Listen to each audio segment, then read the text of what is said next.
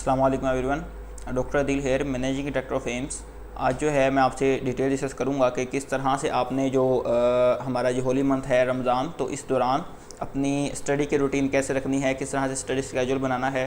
तो वैसे तो इसमें सबसे पहले जो मेन बात मैं आपको बताऊंगा वो पहली बात तो ये है कि इस दौरान स्टडी के लिए आपने जो अपनी दीनी एक्टिविटीज़ हैं, जैसे कि यूजुअली जो होती है नमाज, रोज़ा और कुरान पाक की तिलावत करना, तरावी वगैरह वगैरह, या तो मतलब जो भी दीनी एक्टिविटीज़ हैं, तो आपने इनको कॉम्प्रोमाइज़ नहीं करना, ये सोचते हुए कि जो है ना अगर मैं दीनी एक्टिविटीज़ को टाइम दूंगा या दूंगी तो मेरी जो स्टडी है वो कॉम्प्रोमाइज़ हो जाएगी। तो ऐसा नहीं सोचना, आप इसको भी जो है ना प्रॉपर फोकस दें और स्टडी को भी प्रॉपर फोकस दें, तो एवरीथिंग कैन बी मैनेज्ड अगर आप प्रॉपर वे में चलें। ठीक है, तो अब हम बात करते हैं कि स्टडी स्केजूल कैसे बनाया जाए इस दौरान, क्योंकि फास्टिंग भी होती है, फिर जो है ना डिफरेंट एक्टिविटीज़ भी होती हैं, बाज़ औक़ात जो है एनर्जी ड्रेन हो चुकी होती है, तो फिर हमने किस तरह से अपनी जो प्रोडक्टिविटी है उसको जो है ना मैक्सिमम पे रखना है। तो इसमें पहली बात तो यह कि मैं आपको एज इट जो है ना कोई स्केजूल बना के नहीं दे सकता कि इस टाइम उठो, इस टाइम सो जाओ, इस टाइम जो है ना आप यूँ करें, इस टाइम यूँ करें, इस टाइम ये बुक पढ़ें, इस टाइम ये बुक पढ़ें। तो क्योंकि हर बच्चे के लिए सेम स्केजूल फॉलो करना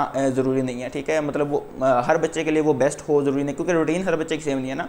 अब कुछ बच्चे जो है ना वो हमारे पास रिपीटर होंगे, कुछ फ्रेशर होंगे, किसी के फिजिकल पेपर होने वाले हैं, कुछ बच्चे घर बैठ के तैयारी कर रहे हैं, रिपीट कर रहे हैं, कुछ बच्चे जो है ना अकेडमी फिजिकल ज्वाइन किए हुए हैं, कुछ बच्चे ऑनलाइन सेटअप्स जो है ऑनलाइन अकेडमीज़ उनको ज्वाइन किए हुए हैं। तो हर बच्चे की जो रूटीन है वो डिफरेंट है, हर बच्चे के डेली रिक्वायरमेंट, किसी ने घर के काम करने, किसी ने नहीं करने। ठीक है, तो फीमेल्स का अलग हिसाब है, इसी तरह से मेल का अलग हिसाब है, क्योंकि अफ्तारी का जो है ना वो तैयारी में फीमेल ने काम करना होता है। तो मैं आपको कुछ पॉइंट्स बताऊंगा जिसकी वजह से आपके स्केजूल बनाने में आपको आसानी होगी। इसके अलावा आपकी जो प्रोडक्टिविटी है वो इंक्रीज़ हो जाएगी अगर आप ऑलरेडी कोई वेल मैनेज्ड स्केजूल फॉलो नहीं कर रहे। ठीक है, तो सबसे पहले जो मैं आपको बताता हूँ कि आपने अपना क्या करना है कि active hours, find your active hours. Active hours हर बंदे के लाजमी नहीं कि सेम ही हों। अब कुछ बच्चे जो हैं वो तो रात को जागते हैं, कुछ बच्चे जो है ना वो दिन में जागते हैं और रात को सोते हैं। ठीक है, तो डिपेंडिंग अपॉन देयर एक्टिविटीज़। तो आपने अपने एक्टिव आवर्स को फाइंड करना है कि किस दौरान आपकी एफिशिएंसी मैक्सिमम होती है, आपका ब्रेन हाईएस्ट फॉर्म जो है ना उसकी वर्किंग में होता है और एनर्जी फुल होता है, और आप कोई एनर्जी रिक्वायरिंग जो एक्टिविटी है वो कर सकते हैं। ठीक है, तो उस दौरान आपने अपने डिफ़िकल्ट सब्जेक्ट्स वगैरह को करना है। सबसे पहली बात तो ये है। और अब डिफरेंट हिसाब है। मैं सबसे पहले जो बच्चे रात को जागते हैं उनके हवाले से कुछ चीज़ें अर्ज़ कर देता हूँ। मिसाल के तौर पे लेट्स सपोज़ कि मैं अफ्तारी के बाद से इसका जो स्टार्ट कर रहा हूँ। अफ्तारी जो है आपने अफ्तारी करनी है, अफ्तारी के बाद नमाज़ मगरिब अदा करनी है। इसमें एक चीज़ का ख्याल रखें, ये सब बच्चों के लिए ही है, एक चीज़ का ख्याल रखें कि जो अफ्तारी है, अफ्तारी में आपने इतना ज़्यादा नहीं खा लेना कि जो है ना आपके लिए नमाज़ मगरिब पढ़ना या फिर बाद में पढ़ना या किसी और चीज़ पर फोकस करना मुश्किल हो। जब आप बहुत ज़्यादा या मुकम्मल तौर पे स्टमक को फुल कर लेते हैं तो फिर उसके बाद आपका माइंड जो है ना किसी एक चीज़ पर प्रॉपर फोकस कर पाए, आप इजीली बैठ सकें और माइंडफुल वर्क कर सकें, ये डिफ़िकल्ट हो जाता है। क्योंकि हमारे जो स्टमक है, स्टमक की तरफ ब्लड का फ्लो बढ़ा दिया जाता है और ब्रेन की तरफ ब्लड का फ्लो इतना प्रॉपर नहीं होता उस ऑन दैट टाइम, क्योंकि डाइजेशन हो रही होती है और एनर्जी एब्जॉर्ब करनी होती है ब्लड ने वहाँ से। ठीक है, ब्लड के ज़रिए। तो इसमें होगा क्या कि आपने एक नॉर्मल जो है ना अफ्तारी में नॉर्मल खाना है, नॉर्मल पीना है, और ये हो सकता है कि आप कुछ देर बाद दोबारा खा लें। मिसाल के तौर पे अफ्तारी कर लें, मगरिब अदा कर लें, मगरिब के बाद आप थोड़ा सा दोबारा खा लें या पी लें, और उसके बाद आपने ईशा से पहले दोबारा कुछ खा पी लें।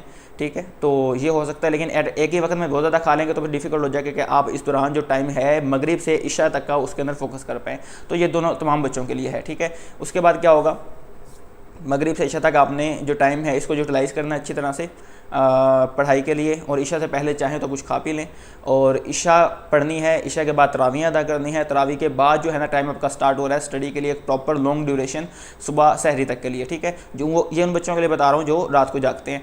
ठीक है, तो इसमें आप डिफरेंट पोमोडोरो टेक्निक्स कर सकते हैं। आप पोमोडोरो टेक्निक क्या होगी कि आप लेट्स सपोज आधा घंटा पढ़ते हैं, 5 मिनट की ब्रेक लेते हैं, फिर आधा घंटा पढ़ते हैं, 5 मिनट की ब्रेक लेते हैं, या फिर जो भी कर सकते हैं कि आप 1 घंटा पढ़ते हैं, 10 मिनट की ब्रेक लेते हैं, नेक्स्ट 1 आवर पढ़ेंगे और 10 मिनट की ब्रेक लेंगे। इस दौरान जो 1 घंटा आपने पढ़ना है ना, इस दौरान आपका मुकम्मल फोकस स्टडी की तरफ है और आपने इधर उधर की एक्टिविटी को तवज्जो नहीं देनी। ठीक है, जो 5-10 मिनट होंगे इस दौरान आप स्नैक्स खा सकते हैं, कुछ खाना पीना वगैरह वगैरह ये एक्टिविटी भी कर सकते हैं, और आराम भी कर सकते हैं, आँखें बंद करके लेट भी सकते हैं, और कोई यूज़फुल वीडियो देखनी है तो वो भी देख सकते हैं, वट एवर। ठीक है, ये 5 मिनट या 10 मिनट आपके रेस्ट के होंगे। तो इस तरह से अगर मैं यूँ कहूँ कि 10 बजे से लेके आप जो है ना तरावी से फ्री होने के बाद जो है ना घर आ जाते हैं 22 के लिए, तो 10 बजे से लेके आप 4 बजे तक एटलीस्ट 6 आवर्स हैं। अगर मैं 9:30 से 4:30 तक की 4:15 तक की बात करूँ तो 6.5 या 7 आवर्स के करीब टाइम बनता है। इस दौरान डिफरेंट हाफ आवर की या 1 आवर के पोमोडोरो टेक्निक्स को यूज़ करते हो आप इजीली 5 से 6 घंटे अच्छे वाला पढ़ सकते हैं, ठीक है। तो इस दौरान आप थोड़ा बहुत खा भी सकते हैं। एक और मैं मज़े की चीज़ जो मैं बता दूं कि आपने खुद को फ्लडेड रखना है वाटर से, यानी कि आप अपने साथ पानी की 1.5 लीटर की 2 लीटर की बोतल रख लें या कोई भी वाटर का टैंक रख लें वट, यानी कि आपके पास कंटिन्यूस सप्लाई ऑफ वाटर होनी चाहिए कि आप इजीली हर कुछ मिनट बाद, आधे घंटे बाद, घंटे बाद या 1.5 घंटे बाद एटलीस्ट जो है ना 1 गिलास जो है ना पानी का वो ले लें। तो उससे क्या होगा कि आपकी जो बॉडी है वो हाइड्रेटेड रहेगी, आपके ब्लड में जो है ना वो आपकी बॉडी डिहाइड्रेटेड नहीं होगी, ठीक है। तो ब्रेन की तरफ ब्लड का फ्लो अच्छा रहेगा, सर में पेन नहीं होगा और आप जो है ना वो सुस्त नहीं पड़ेंगे और आपका माइंड एनर्जीफुल रहेगा, आप एक्टिव रहेंगे, फ्रेश रहेंगे। तो इस तरह से आपका जो फोकस है पढ़ाई की तरफ वो इंक्रीज़ रहेगा। तो ये जो है ना आप पानी कंटिन्यूस यूज़ करते रहेंगे हर कुछ वक्फे के बाद, तो ये एक हेल्पफुल होगा आपके लिए और इस तरह से आप 6-7 घंटे कंटिन्यूस पढ़ सकते हैं, ठीक है। तो उसके बाद सहरी का टाइम है, सहरी करें, सहरी के बाद आपने फजर अदा करें, फजर के बाद जो है ना कुरान पाक की तिलावत करनी, वट जो भी 3 मामला वो कर सकते हैं। और उसके बाद भी चूँकि अभी सहरी की है, अभी जो है ना कुछ टाइम के लिए जो है ना वो एनर्जी अभी ग्लूकोज बन के एब्जॉर्ब हो रहा है ब्लड के अंदर, अभी आप एक्टिव हैं, एनर्जी है आपकी बॉडी में, तो आप इजीली इस दौरान भी काम कर सकते हैं। लाजमी नहीं कि फ़ौरन सहरी के बाद जो है ना वो फजर पढ़ते ही सोने वाली करें, तो आप इस दौरान पढ़ सकते हैं। मैं भी जो ही करता हूँ यूजुअली, मैं कम से कम सहरी के बाद मोस्टली जो है ना 1-2 घंटे जागता रहता हूँ, बाद को ज़्यादा देर भी जागता रहता हूँ। तो आप इस दौरान 1 घंटा 2 घंटा इजीली पढ़ सकते हैं, वट एवर जो भी इस बच्चे को फिजिबल हो। तो ये भी टाइम है पढ़ने के लिए। तो मैंने मगरिब से इशा का टाइम बताया, इशा के बाद अफ्तारी से लेके जो इशा के बाद यानी तरावी से लेकर फजर सहरी तक को बताया, और सहरी के बाद भी कुछ टाइम है, तब आप सो जाएँ और फजर से यानी कि उसके बाद 1-2 घंटे पढ़ने के बाद सो जाएँ और तब आप ज़ोहर से पहले उठ सकते हैं। तो आराम से 6-7-8 घंटे की 6-7 घंटे की और एवरेज जो है ना आपकी नींद बन जाएगी। और उसके बाद जब आप उठेंगे तो अभी आप उठे हैं और इस दौरान ऐसी बात है कोई काम नहीं किया आपने, जो तब थके होंगे, तो उठने के बाद भी एटलीस्ट मेरा तो यही होता है कि मैं 2 घंटे 3 घंटे इजीली काम कर सकता हूँ। मेरा क्योंकि सोने के बाद आराम किया होता है, एनर्जी कलेक्ट हुई होती है, तो मैं थका नहीं होता, तो मैं इजीली 2-3 घंटे काम कर लेता हूँ। तो आप इस टाइम फिर पढ़ सकते हैं, फोकस कर सकते हैं चीज़ों को, ठीक है। हाँ, असर से लेकर मगरिब तक का टाइम होता है, इस दौरान हो सकता है कि आपका फोकस जो है ना वो कम हो रहा हो, डिफ़िकल्ट हो रहा हो पढ़ना, तो इस दौरान आप लेस एनर्जी रिक्वायरमेंट वाले जो काम है वो कर सकते हैं। मिसाल के तौर पे कोई वीडियो वगैरह देखनी, यूज़फुल MD गाइडेंस की वीडियो होगी, सिलेबस के रिगार्डिंग कोई और चीज़ के रिगार्डिंग वीडियो होगी, ठीक है। कोई चीज़ रिवाइज़ करनी है, कोई बायोलॉजी की चीज़ को देखना आपने, तो इस तरह की चीज़ें आप देख सकते हैं, ठीक है। तो फिर अफ्तारी का time and so on, repeat the cycle. अब जो बच्चे हैं हमारे पास दूसरे हैं, जो बच्चे रात को सोते हैं, सुबह उन्होंने लेट्स सपोज कॉलेज जाना नहीं भी जाना, लेकिन उनको रात को सोने की रूटीन है, और तो वो बच्चे भी जो है ना एक स्केड्यूल को फॉलो कर सकते हैं। उनके लिए मैं थोड़ा रफ स्केड्यूल बता देता हूँ। उसमें यह है कि चूँकि दिन टाइम उनका मोस्टली टाइम पढ़ने का टाइम जो होगा उनका दिन टाइम का होगा, उस दौरान रोज़ा भी होता है, तो उस दौरान वो जिस तरह कुछ खाना पीना या हाइड्रेटेड बॉडी को रखने के लिए, हाइड्रेटेड रखने के लिए पानी बार बार पीना, तो ये एक्टिविटीज़ नहीं हो सकती। लेकिन स्टिल जो है ना जैसे सहरी के बाद से लेके आपके पास टाइम होगा ज़ोहर तक एटलीस्ट जो है ना कि आप इजीली जो है ना पोमोडोरो टेक्निक्स के ज़रिए अच्छा पढ़ सकते हैं। आधा घंटा 1 घंटा आप पढ़ें, उसके बाद थोड़ी सी रेस्ट कर लें। अगर आप खुद पढ़ रहे हैं, अगर एकेडमी जा रहे हैं, कॉलेज जा रहे हैं, वट एवर, तो फिर तो ज़ाहिर सी बात है अपने उस एकेडमी या कॉलेज का स्केड्यूल फॉलो करना है। तो जो आधा 5 मिनट 10 मिनट रेस्ट होगा, इस दौरान आप आंखें बंद करके लेट सकते हैं और जो है ना वट एवर जो भी है ना आपको एक्टिविटी जो फिजिबल लगे आप वो कर सकते हैं। उसके बाद फिर आप पढ़ने के लिए फ़ोकस करेंगे। तो बरल ज़ोहर की नमाज के बाद आप कुछ टाइम जो है ना आधा घंटा 1 घंटा नैप ले सकते हैं, यानी कि छोटी सी नींद, इससे आप दोबारा रिफ़्रेश हो जाएंगे और फिर आप 1-2 घंटे मज़ीद पढ़ सकते हैं असर तक के लिए।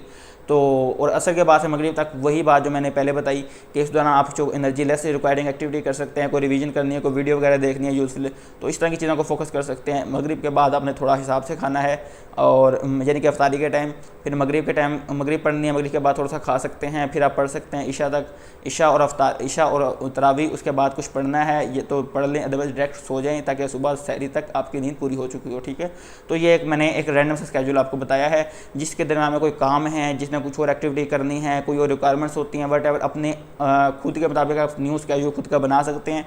लेकिन जो चीज़ें मैंने आपको बताई हैं, तो आई होप सो कि इस दौरान आपको जो है ना ये चीज़ें फ़ायदेमंद रहेंगी। मैं एक और चीज़ बता देता हूँ कि जो सहरी है, सहरी में आपको ऐसी चीज़ ना लें जिसमें कैफ़ीन हो, निकोटीन हो, या फिर ये एक्सेस अमाउंट में इस तरह की चीज़ें हों। इससे क्या होता है कि ये चीज़ें जल्दी यूरिनेट हो जाती हैं, जल्दी बॉडी से एक्सक्रीट हो जाती हैं और ये पानी को अपने साथ ले जाती हैं, तो बॉडी आपकी जल्दी डिहाइड्रेशन की तरफ जा सकती है। तो सहरी में इस तरह की चीज़ें ज़्यादा ना लें, बल्कि आप जो है ना जो यूजुअली आप खा रहे होते हैं वो भी ठीक है, लेकिन कॉफ़ी और निकोटीन यानी कि चाय बहुत ज़्यादा अमाउंट में इसको अवॉइड करें तो बेहतर है। ये उन लोगों के लिए बता रहा हूँ जिन्होंने रात को सोना है और सारा दिन बैठ के एक्टिविटीज़ वगैरह करनी है, ठीक है। आई होप सो कि ये चीज़ आपके लिए बेनिफिशियल रही होंगी। अगर किसी का कोई क्वेश्चन है तो आप कमेंट बॉक्स में पूछ सकते हैं। अगर आप चैनल पर न्यू है तो सब्सक्राइब कर लें और दूसरों के साथ शेयर करें। Thank you so much. अल्लाह हाफिज़।